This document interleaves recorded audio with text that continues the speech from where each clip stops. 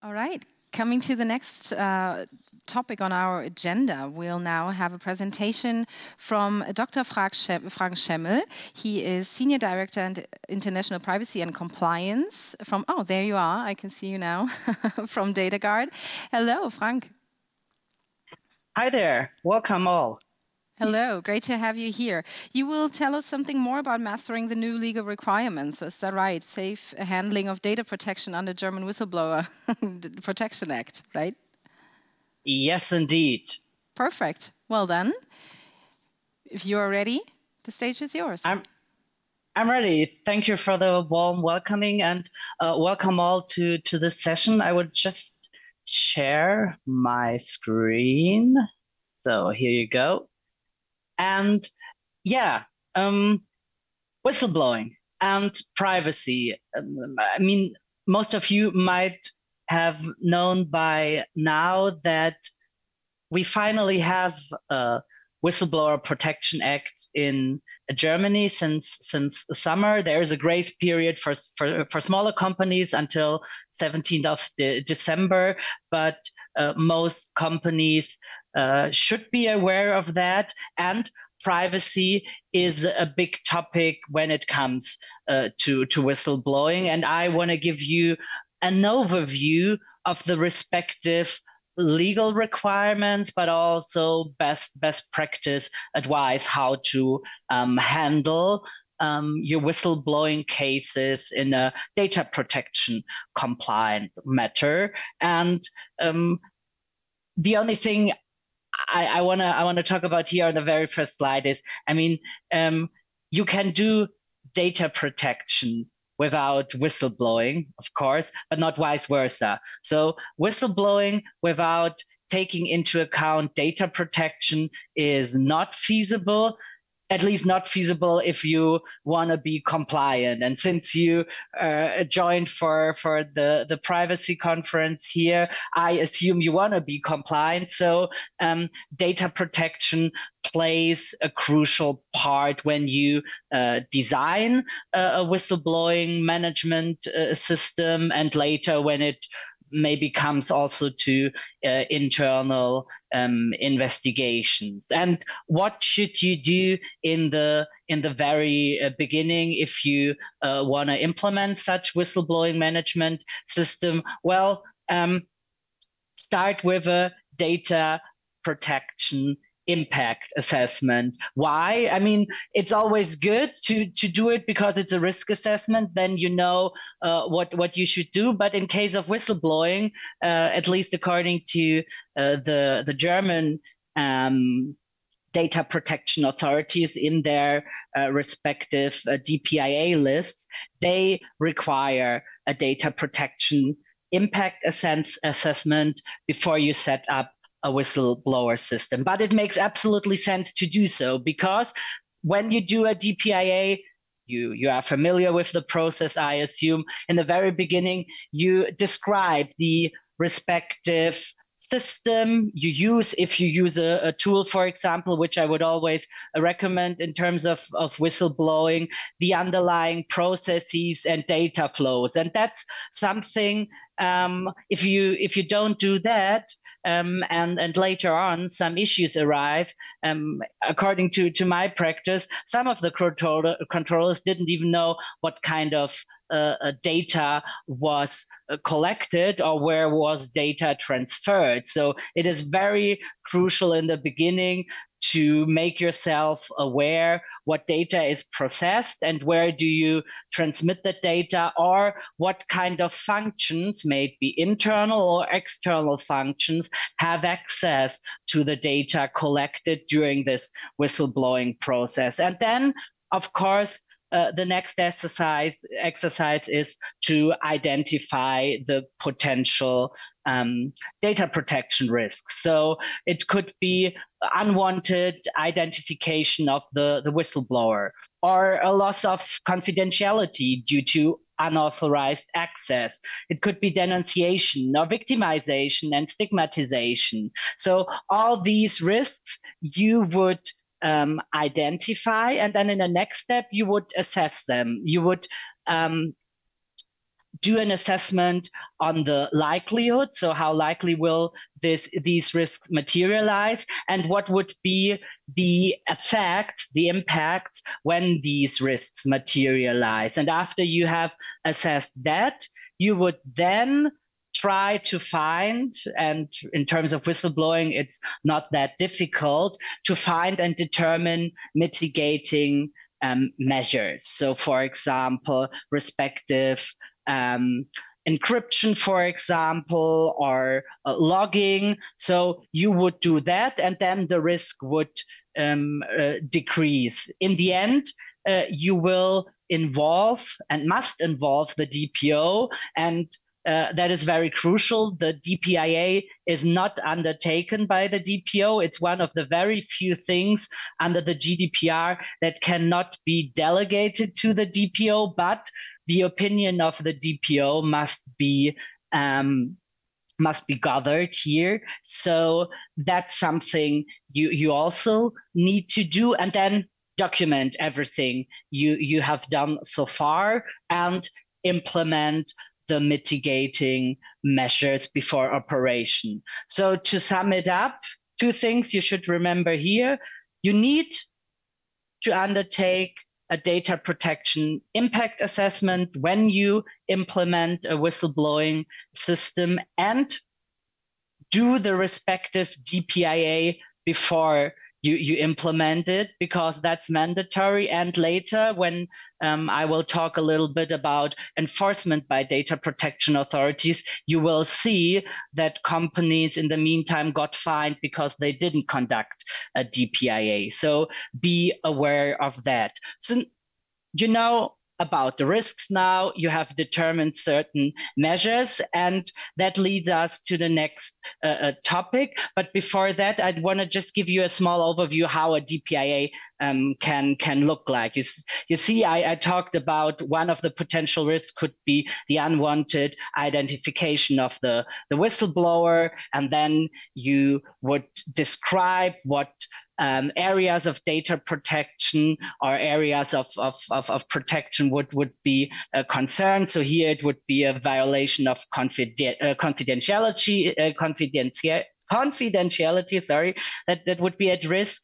Then you would determine, as I mentioned before, the likelihood and the severance, so the impacts of such risk, and then the respective risk value, and then think about respective risk minimization measures. And then you would do another evaluation. So what does the risk landscape looks now after you determined mitigating measures, and you document everything. So that's how part of a DPIA, a sample, would look like. And what you also always need to take into account is technical and organizational measures. So Article 32 of the GDPR. And if you conducted a DPIA, it's quite easy for you, because usually the risk mitigating measures, they are your terms. So we speak about roles and permissions concept with the to prevent unauthorized access, of course. Then logging and log files to determine who had access to it, and also to prevent, or at least to be aware if there is a breach of confidentiality, encryption, pseudonymization, retention periods. You really need to determine when do I want or do I need to delete the respective data. You need to train the case managers. They need to be aware, also in terms of privacy, data protection, what they can do and what they should be aware of. You should have, in general, a whistleblowing policy, and the whistleblowing policy you have, it should also contain a data protection chapter and respective paragraphs in it. And last but not least, if you use a software provider, then also look out for respective certifications like ISO 27001. But if you conducted a data protection impact assessment, all of these measures would somewhere, be found in your DPIA. So you have undertaken a DPIA. You also know your terms, the data flows, the risks. So what do you need to take into account now? I mean, there are 4 areas of data protection left in the case of whistleblowing. So you need to think about the respective roles of involved parties. So whether there is who is the controller, who might be a processor, or is there a joint controllership? Of course, you need to think about the legal basis of processing. You need to be aware, I mentioned it earlier, about the retention and deletion periods. And last but not least, your transparency and information obligations. They are crucial as well, in particular when it comes to internal investigation. There is always a fight, between the compliance or legal department and the data protection officer or the privacy department. What am I allowed to do, and when do I need to inform respective parties, data subjects involved, in order to not tip off, for example, the accused person? So that's something you also need to take into account. And let's begin with roles and the question, who might be a controller or a processor? Well, in terms of a processor, it's quite easy, and that's the rule of thumb you should remember. When you use a software solution, the software provider, if it's just a software solution and not on top managed services, then that a software provider would usually be a processor. If that software provider is only, doing, as you can see here on the slide, the management of incoming reports, so through receipt and consolidation, that would usually indicate a processor relationship.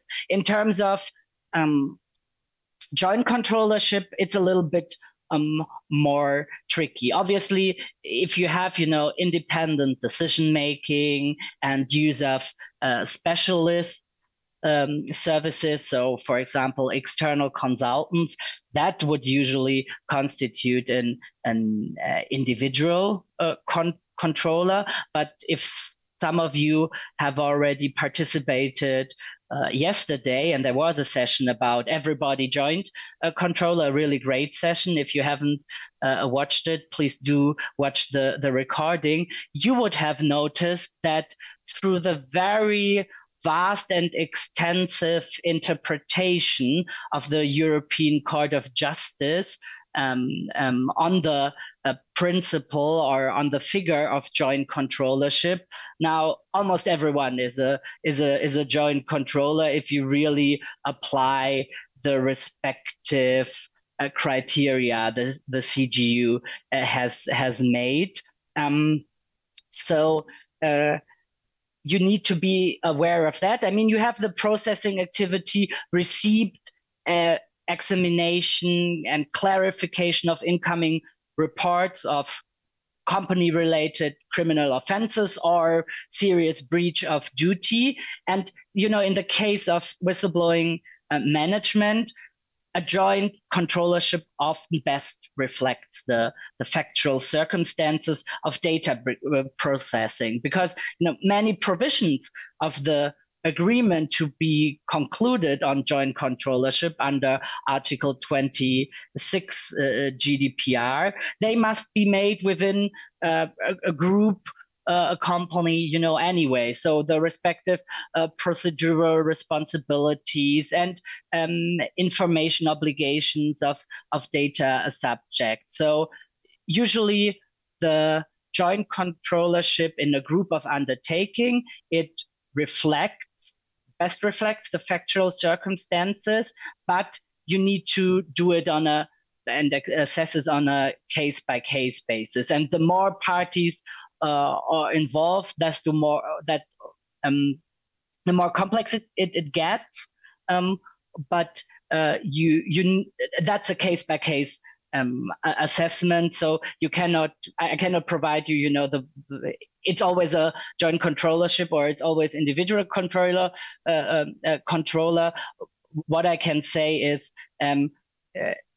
in the case of whistleblowing, it does make sense to have JCA in place, and the reporting office, so the office that receives the report, is usually an individual controller. So now we have talked about the respective roles. Obviously, we need a legal basis, and thank God, the German Whistleblower Protection Act in its section 10, para 1, provides for a special legal basis for processing. You find it here on the slide. So the reporting offices are authorized to process the respective personal data if it's necessary for their performance. And the good thing is, it also includes special categories of personal data. What the law doesn't prescribe is, as you can see here, it just says the reporting office. So the function in your organization, the department that receives the respective whistleblowing report, but it doesn't say anything about receiving bodies. So if you are in a larger organization, usually the person that does the case handling and the initial assessment whether the Whistleblower Protection Act applies and whether the incoming whistleblower report is feasible and makes sense, they are not the bodies that take it from there and talk about follow-up measures. So usually you would then involve other parties and maybe also involve external parties to do the respective legal assessments if you don't have the internal capabilities. So the law doesn't talk about that, but in my opinion and the opinion of many experts, that is included as well. It doesn't make sense to just allow the reporting office to process the data and not transfer it to other persons or to other functions, because as you see also here on the slide, in section 9 of the respective Whistleblower Protection Act, and later on in the sections 13 and 24, the Act talks about follow-up measures, and those cannot be undertaken if certain data cannot be transferred. And let's be clear, even if you have your system, available to allow whistleblowers to report anonymously, you still have processing of personal data, because there's always at least one accused person. So you will process that data, that name. So you will have processing of personal data, and obviously you will transfer that then to the next department in line, which does the follow-up, for example, in internal investigation or remediation, if it's, I don't know, a respective breach of duty, then you might want to follow up with employment law sanctions and stuff like that. And then usually the HR department gets involved, but they need the information, right? So that processing is allowed. Here you see an overview. I mean, there are other legal bases you could think of. And if your company, if the organization has more than 50 employees, then the Whistleblower Protection Act would usually apply. So you can use Section 10 of the Whistleblower Protection Act.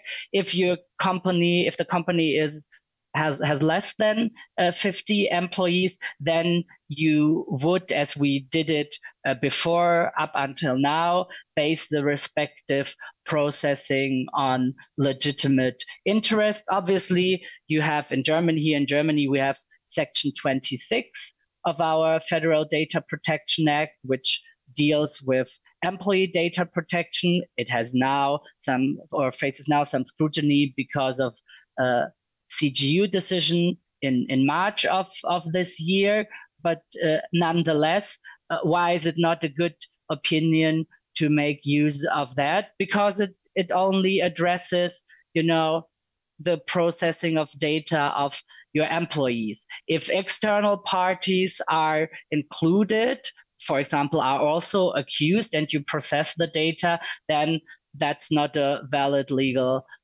basis, and even worse for collective agreements or for consent, because a collective agreement would also only bind the employees, but not external parties, and obtain consent from the whistleblower, the accused person, and all the witnesses. Well, that doesn't make sense in practice, right? The thing you should also always be cautious here is when transferring data within your group. So there is no group privilege, and also the German Whistleblower Protection Act doesn't provide for it. So if you want to transfer it within the group, always do the assessment, is it really necessary to transfer that data, or is it necessary that certain functions have access to that data?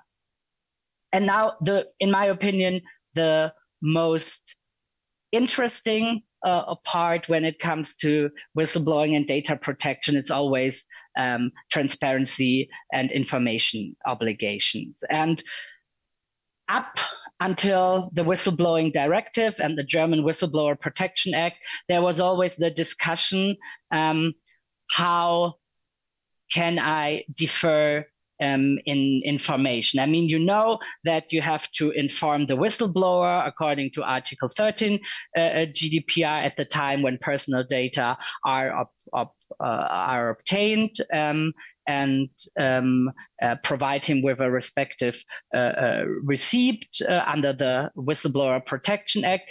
But you have also an obligation to inform the accused or other involved persons under Article 14. I mean, obviously, that's only possible if identifiable and reachable, but in general, no later than 1 month after receipt of the relevant whistleblowing report, you need to inform them. And that's tricky when there is an internal investigation and you don't want to tip those people off. So deferral is possible. It is possible under Article 14, Para 5B GDPR, and we have respective sections in the Federal German Data Protection Act 29 and 33. And the latter two, it has always been questions whether they violate European law, so whether they are compliant with the GDPR or not. But thanks to the Whistleblowing Directive, this discussion is now obsolete, because in the recitals 84 and 85, it's now prescribed that national law can provide for respective deferral, and that's what the German legislator did. So in terms of information obligations, but also if right to access request pops up, you can defer that information as long as there's a risk that the facts cannot or can no longer be clarified, or assertion, exercise, or defense of civil claims would be impaired, or preparation of criminal charges or criminal prosecution, would be considerably impeded.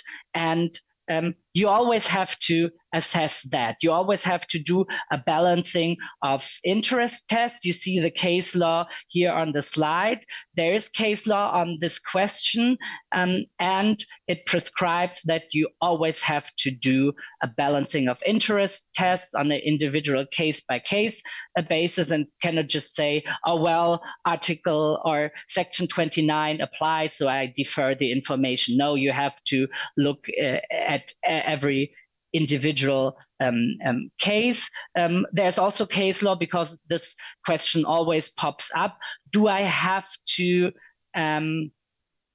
provide the identity of the whistleblower to the respective accused person? And there's case law by our Federal Supreme Court, by the BGH, that this must not be, or this doesn't need to be disclosed as a matter of principle. So do the balancing of interest tests, and then and the reasons, of course, for information delay, and document it. And then you are safe in terms of deferring in information.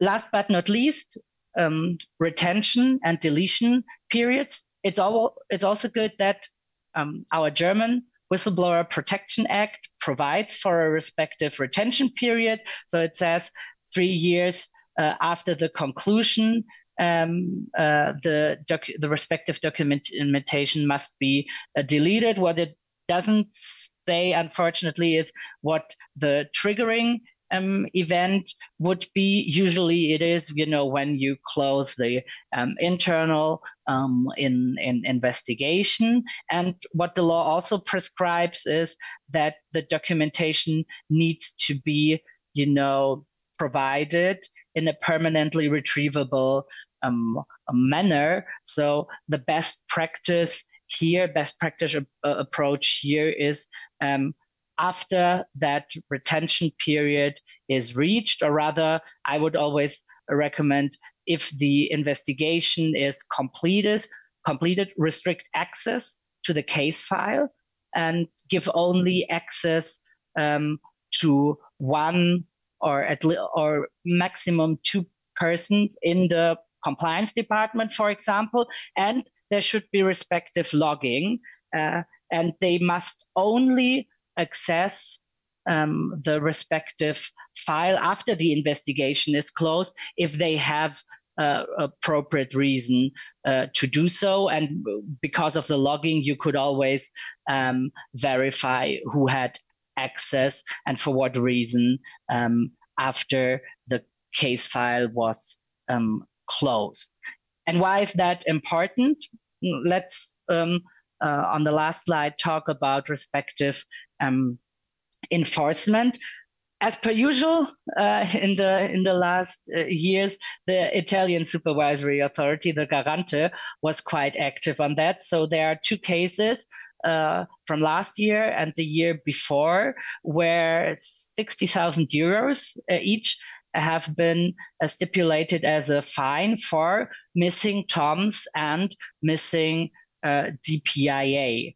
And one part of the missing toms was that respective retention obligations or periods had not been adhered to. So in this respect, it's very crucial to take the DPIA, but also the technical and organizational measures, including retention period, seriously, because that's what regulators would look at.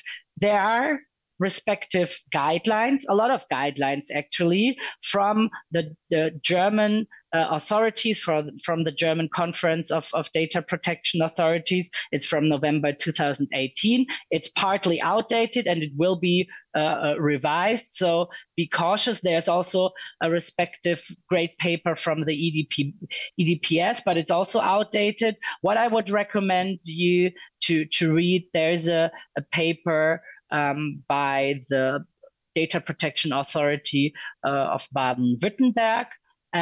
It's from October 2 years ago, but it already took into account the whistleblower directive and back then the Whistleblower Protection Act draft here in Germany. So out of all the guidance you can find, it is the best one when you want more details on data protection in terms of whistleblowing. And having 1 minute left, I really appreciated your time. I hope you gathered some new information, some new facts. If you have any questions, please feel free to approach me in the swap card or on LinkedIn, or if we meet in person, feel free to reach out to me if you have any questions or remarks. And I wish you a very pleasant remaining privacy conference, and thank you for your attention. Thank you, Frank, very much for the insights. And thank you for the reminder. Please, to all the community, use the SwapCard app, this tool.